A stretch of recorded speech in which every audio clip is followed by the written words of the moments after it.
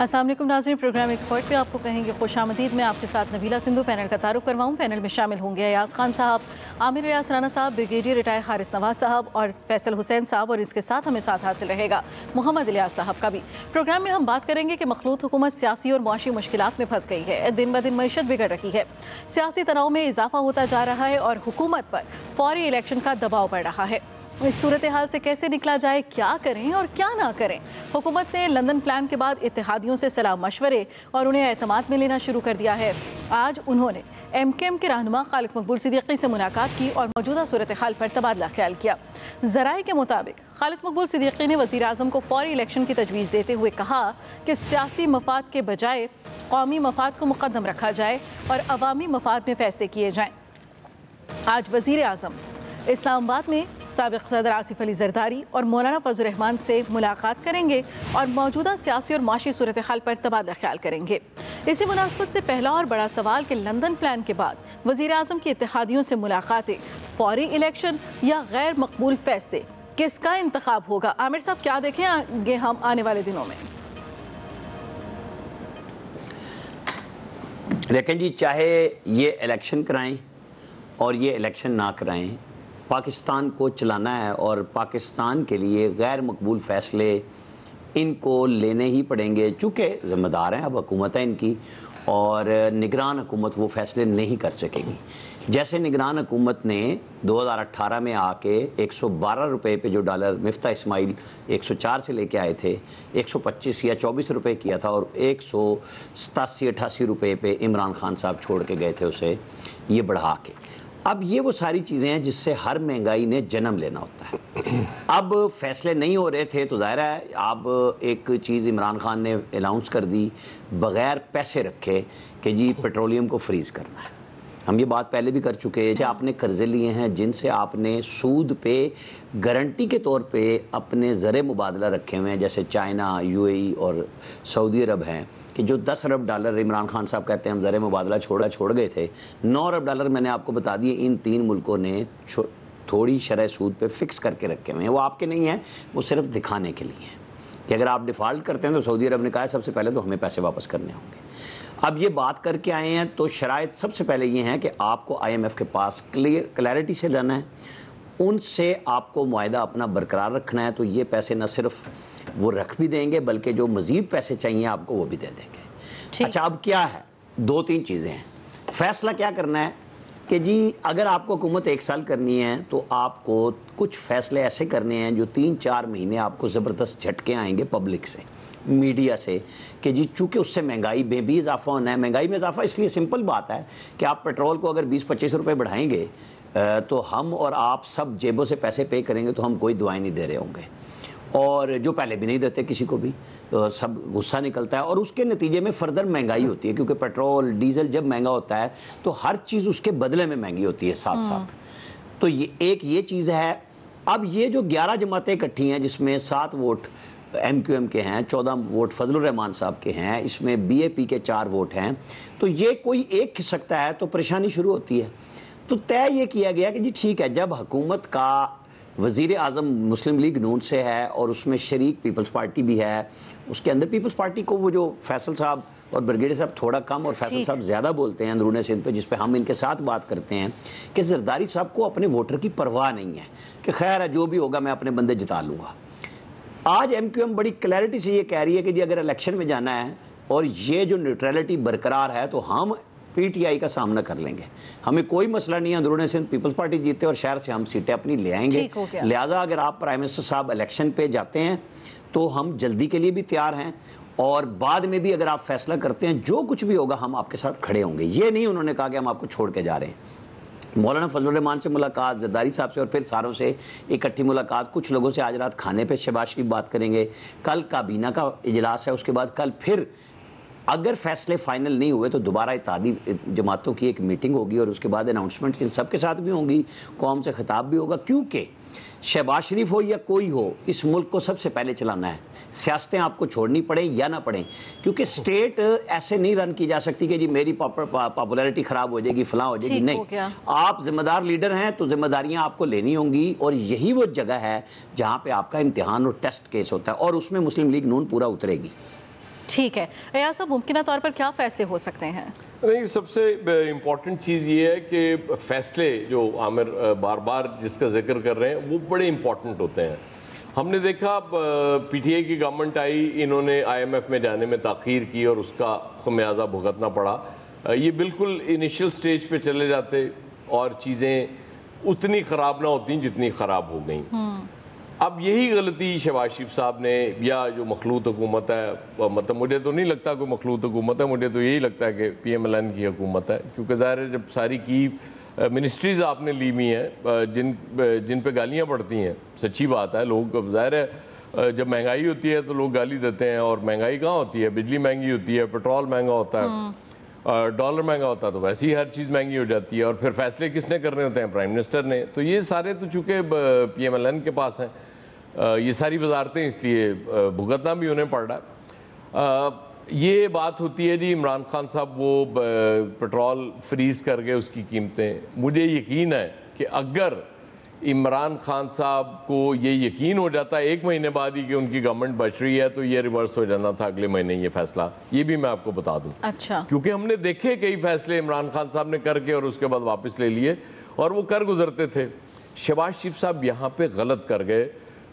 یقیناً ہمیں وہ بہت برا لگتا پیٹرول مہنگا ہو جاتا ان کے آتے ہی، لیکن وہ کر دیتے تو شاید حالات اتنے خراب نہ ہوتے اور یہ الیکشن کی گردان اتنی زیادہ شروع نہ ہوتی اور آئی ایم ایف سے ابھی تک آپ کے مذاکرات شروع ہو چکے ہوتے. لیکن چونکہ آپ نے وہ فیصلے نہیں کیے، اب آپ کو بھگتنا پڑے گا. مجھے یاد ہے پی ایم ایل این کا لاسٹ بجٹ جس میں ہم بہت خوش ہوئے تھے، ہمارے ٹیکسز نہ ہونے کے برابر رہ گئے تھے، سیلری سے جو ٹیکس کٹتا تھا.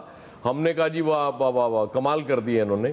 لیکن اگر آج یہ فیصلہ بارودی سرنگ تھی معیشت میں، تو وہ بھی اس میں بھی بہت سے فیصلے، کیونکہ آپ نے بجٹ ایک ایسا دے کے جانا ہوتا ہے نا کہ جی اگر ہم نہیں ہیں تو پھر آنے والا بھگت لے. اس سے آپ کو پتہ چل جاتا ہے کہ ہماری جو ایلیٹ ہے، پولیٹیکل ایلیٹ، اس کو اس ملک کا کتنا خیال ہے. یہ صرف الیکشن کا سوچتے ہیں، اپنا سوچتے ہیں کہ جی ہم کسی طریقے سے بچ جائیں، باقی کوئی پوری قوم جہنم میں جاتی ہے تو جائے. یہی فیصلے اگر ملکی مفاد میں کیے جائیں، وہ لوگ مثال دیتے ہیں کہ جو اٹلی جیسے ملکوں میں 11 پرائم منسٹر بھی آ جاتے ہیں ایک ٹرم میں، وہاں ہر پرائم منسٹر کو یہ پتہ ہوتا ہے کہ میں نے اپنے لوگوں میں رہنا ہے، اور اگر میں نے کوئی ایسا فیصلہ کر دیا جو اس ملک یا اس قوم کے خلاف ہوا تو مجھے بھگتنا پڑے گا. بس یہی فرق ہے. ٹھیک ہے بریگیڈیئر صاحب، موجودہ صورتحال کو اگر ہم مد نظر رکھیں تو کیا لگتا ہے حکومت مشکل فیصلے کر کے مدت پوری کرے گی یا پھر الیکشن کی طرف جائے گی؟ دیکھیں اس وقت نبیلہ حکومت کے بعد 2 ہی آپشن ہیں. نمبر 1 کہ یہ ایک ڈیسائیڈ کریں، جس طرح آج میٹنگ کر رہے ہیں اور کل کیبنٹ میٹنگ ہے، پھر کولیشن پارٹنر سے کریں گے کہ پورا 1 سال رہیں، اگلے سال اگست میں الیکشن کریں. لیکن اس کے لیے اس دوران میں ان کو بہت ان پاپولر فیصلے کرنے پڑیں گے، اور وہ ان پاپولر فیصلے وہ ہو سکتے ہیں جو ان کو الیکشن میں کاسٹ کریں. یہ ایک ڈائلما ان کے لیے ہے. نمبر 2 ہے کہ یہ الیکشن کروا دیں اور ایک کیئر ٹیکر آ جائیں، پھر بجٹ کیئر ٹیکر چلائیں. اس لیے کہ اگر budget P M L N چلاتے ہیں تو پھر یہ ان کے لیے بہت نقصان دہ ہوگا الیکشن میں. اگر الیکشن مثال کے طور پہ اکتوبر میں ہو جاتے ہیں یا اگلے سال ہوتے ہیں، کیونکہ جو مہنگائی ہوگی، جو حالات ہوں گے، جو پہلے پی ٹی آئی کو لوگ ناراض ہوتے تھے وہ ان کے اوپر ناراضگی ہوگی. اور میں اسی لیے اگر آپ کو یاد ہو، میں ہمیشہ کہتا تھا کہ آپ کے پاس پہلے سولوشن ہونا چاہیے پھر ہے. ادروائز آج اگر پی ٹی آئی کی گورنمنٹ ہوتی تو وہ بالکل نوز ڈاؤن ہو گئی ہوتی، پی ایم ایل این کا ایزی الیکشن ہوتا. اب اس وقت وہ حالات ہیں کہ ایک ہفتہ بھی انڈیسائسو رہ کے آپ ملک کو اکنامک ڈیزاسٹر کی طرف لے کے جائیں گے. سیکنڈ آپشن یہ کہ الیکشن جلدی آپ کے اناؤنس ہو جائیں، کیئر ٹیکر آ جائیں، اکتوبر میں یا ستمبر میں الیکشنز ہوں جو بھی، اور بالکل فیئر ٹرانسپیرنٹ فری الیکشنز ہوں. فوج کو کوئی اقدار نہیں ہونے سے یہ نہ ہوگا. الیکشن کمیشن یس فیئر بننا، وہ پھر الیکشن کے اوپر ایک اور نئی ایشو پڑ جائے گا. میں آئی اسٹل فیل کہ الیکشن کمیشن پاکستان کو ریزائن کر دینا چاہیے. ایک بالکل unbiased chief election commission آ گئے جس پہ کسی کو اعتراض نہ ہو. I think that is what is the only solution now. ٹھیک ہے فیصل حسین صاحب، لندن سے مشاورت کر کے یہ تو عمران خان والی ڈیمانڈ ہو گئی نا. ڈیمانڈ نہیں ہے رانا صاحب، یہ تو عمران خان کی ڈیمانڈ ہوگی نا. آپ کو فیئر الیکشن بھی چاہیے، چیف الیکشن کمشنر بھی آپ نے لگایا ہے، اور پھر بھی آپ کو اس کا ریزائن چاہیے. تو یہ تو عمران خان کی ڈیمانڈ ہے نا. رانا صاحب نے ساڑھے نال چنگی نہیں نہ کی تھی. ان کی کریے, بات کر دو اور بیلنس لے آؤ جس پہ کسی کو اعتراض تھا کہ میں اسی لیے کہہ رہا ہوں نا بریگیڈیئر صاحب بڑی ریشنل انداز میں بات کرتے ہیں, لیکن یہاں پہ ان کی وہ جھلکتی ہے گفتگو میں کہ وہ تو عمران خان کی ڈیمانڈ ہے. میں یہی ڈیمانڈ اس لیے کہہ رہا ہوں کل کو الیکشن پہ کوئی اعتراض نہ کرے, دیٹ یہ ایکسیپٹ ہو جائیں. سر جب آپ اس کو ہٹائیں گے تو جو دوسرا آئے گا تو باقی پارٹیاں کہیں گی نہیں جی ختم ہے, نہ عمران خان پارلیمنٹ میں بیٹھنے کو تیار ہے, نہ اپوزیشن لیڈر بننے کو تیار ہے, تو پھر جو 2 ممبر لگنے ہیں وہ بھی اس کی مرضی کے نہیں ہوں گے, پھر کہے گا مجھے ممبر بھی مرضی کے نہیں ملے. اصل میں پھر اسٹیبلشمنٹ پہ الزام لگائے گا کہ جی وہ تو انہوں نے دیا تھا. ابھی آپ اندازہ کریں شیریں مزاری نے آج ٹویٹ کیا ہے کہ جناب آپ ہمیں بولنے پہ D G I S P R کو کوٹ کر کے ٹویٹ کیا ہے کہ ہم جن پہ سائلنٹ ہیں ہمیں نہ بلوائیں. اچھا یہ اسٹریٹ سیکرٹ بولنے پہ آ رہے ہیں, یہ تو دھمکیاں لگا رہے ہیں. ان کے اوپر تو پرچے ہونے چاہیے بجائے ان کو سیکورٹی دینے کے. خوف بھی یہی ہے نا کہ اگر عمران خان صاحب ہار گئے الیکشن تو وہ مانیں گے نہیں, یہ سب سے بڑا خوف ہے.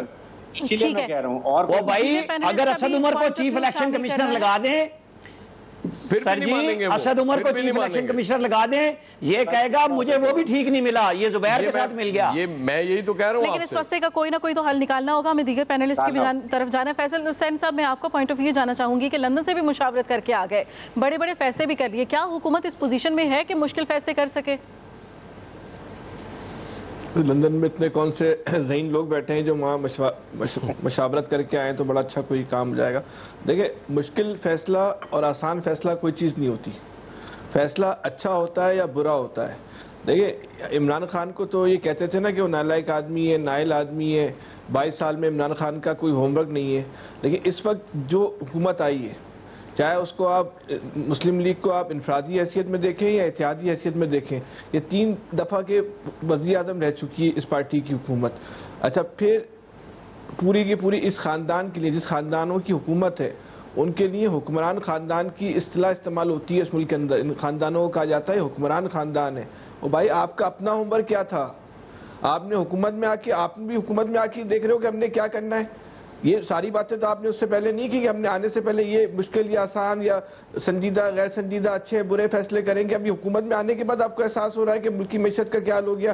یہ جو ملکی معیشت کا عمران خان نے اثر کیا تھا وہ تو ایک ایسا اسکول کا بچہ جس کو معیشت کی الف بے بھی نہ پتا, اس کو بھی پتا تھا کہ تباہ برباد ہو گئی. آپ جو بول رہا ہے جو پھر آپ کی حکومت میں کرنے کے آئے تھے, صرف حکمرانی کا ٹیسٹ لینے کے لیے آپ آئے تھے, وزیر اعظم کا منصب سنبھالنے کے لیے آئے تھے, پروٹوکول کو انجوائے کرنے کے لیے آپ نے حکومت لی تھی. کس لیے حکومت لی تھی آپ نے؟ اس کا تو پہلے آپ اس بات کا تو آپ جواب دینا. آپ نہیں لیتے حکومت, کیوں پھر آپ استعمال ہوئے, کن کے ہاتھوں استعمال ہوئے؟ زرداری نے آپ کو استعمال کیا ہے, کسی اور نے استعمال کیا؟ اس کا بھی جو ہے آپ جواب دیں. آپ کا اس حکومت کا دیکھیں سیاسی جماعتوں کا المیہ سمجھیں, سیاسی جماعتوں کا, یا چاہے وہ تحریک انصاف ہو, چاہے وہ پیپلز پارٹی ہو, مسلم لیگ ہو, ان کے پاس کوئی ملک کو مسائل سے نکالنے کا کوئی ماسٹر پلان نہیں ہے, ان کے پاس کوئی ایجنڈا نہیں ہے. یہ حکومت کے اندر آ کر جو حکومت کرنا جو ہے وہ سیکھتے ہیں, اور ہمارے اوپر آپ کے اوپر مسلط ہے. ہم کچھ بولے تو بولے جمہوریت کے خلاف سازش ہو گئی, ان کے خلاف آپ بات بھی نہیں کر سکتے. جمہوریت کا استعارہ بنے ہوئے اتنی مقدس گائے سیاسی جماعتوں کو بنا دیا گیا ہے, ان کے خلاف بات کی جائے تو بولتے ہیں یہ جمہوریت کے دشمن ہے, فلانے کے ایجنٹ ہے, ڈھمکانے کے ایجنٹ ہے. حال یہ جس ملک کے تباہی ہو, نہ ان سے مشکل فیصلے ہوں گے نہ ان سے آسان فیصلے ہوں گے. ان سے فیصلہ بھی انہوں نے یہ کرنا ہے اقتدار کیسے بچانا ہے اور آئندہ کی حکومت کیسے حاصل کرنی ہے, باقی کوئی فیصلہ نہیں کرنا انہوں نے, نہ کیپیسٹی ہے ان کی. نہیں میئر کراچی کا الیکشن کراتے ہیں.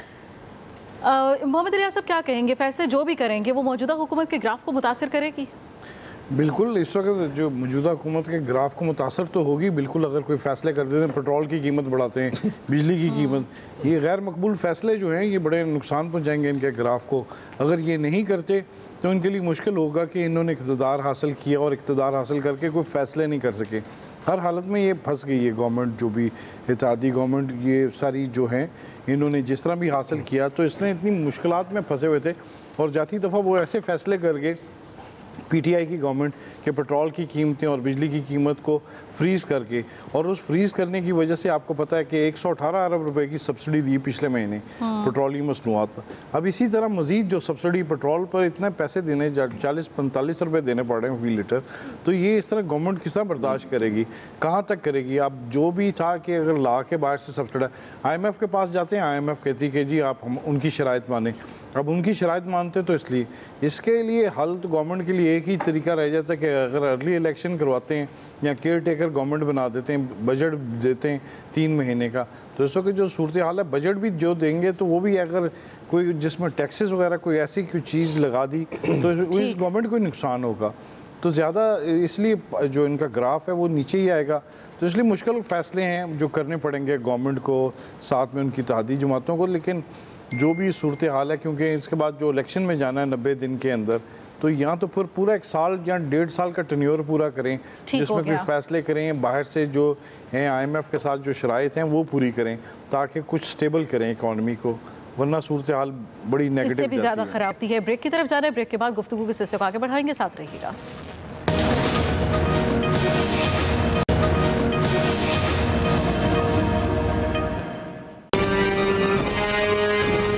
جب یہ دیکھا کہ اچھا یہ تو لوگ بھی نکل رہے ہیں اور خوف آنا شروع ہو گیا اسلام آباد کا کہ اسلام آباد میں عوام کا سمندر آنے لگا, تو فیصلہ کیا کہ اس طرح تو بات نہیں بنے گی, اس کو دنیا سے ہی فارغ کیا جائے.